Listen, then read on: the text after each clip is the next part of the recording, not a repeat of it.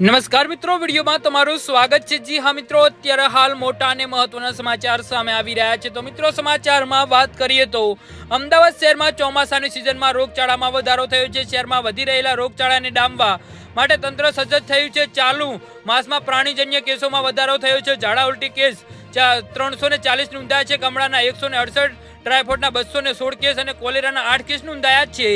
જી હા મિત્રો, અત્યારે હાલ મોટા અને મહત્વના સમાચાર સામે આવી રહ્યા છે। શહેરમાં રોગચાળો વકરતા શૈક્ષણિક સંસ્થાઓમાં ચેકિંગ કરવામાં આવી રહ્યું છે, જેમાં નારણપુરાના લોયલા સ્કૂલ અને સેન્ટ ઝેવિયર્સ કોલેજના 10,000નો દંડ ફટકારવામાં આવ્યો છે। એપોલો સ્કૂલમાં 2,000નો દંડ ફટકારવામાં આવ્યો છે। એરો કોલેજમાં 7,000નો દંડ ફટકારવામાં આવ્યો છે। જી હા મિત્રો, અત્યારે હાલ મોટા અને મહત્વના સમાચાર સામે આવી રહ્યા છે। શહેરમાં વધતા રોગચાળાને લઈ તંત્ર દ્વારા કામગીરી કરવામાં આવી રહી છે। પ્રાણીજન્ય અને મત્સ્યજન્ય રોગચાળામાં વધારો થયો રહ્યો છે।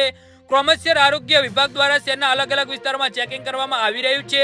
રોગચાળો વકરે તેવી સ્થિતિ જણાય તો નોટિસ તેમજ દંડની કાર્યવાહી કરવામાં આવી રહી છે। જી હા મિત્રો, તો આના વિશે તમારું શું કહેવું છે તો નીચે અમારી કમેન્ટ બોક્સમાં જરૂરથી જણાવજો અને અમારી યુટ્યુબ ચેનલને સબસ્ક્રાઇબ કરવાની ભૂલતા નહીં। ધન્યવાદ।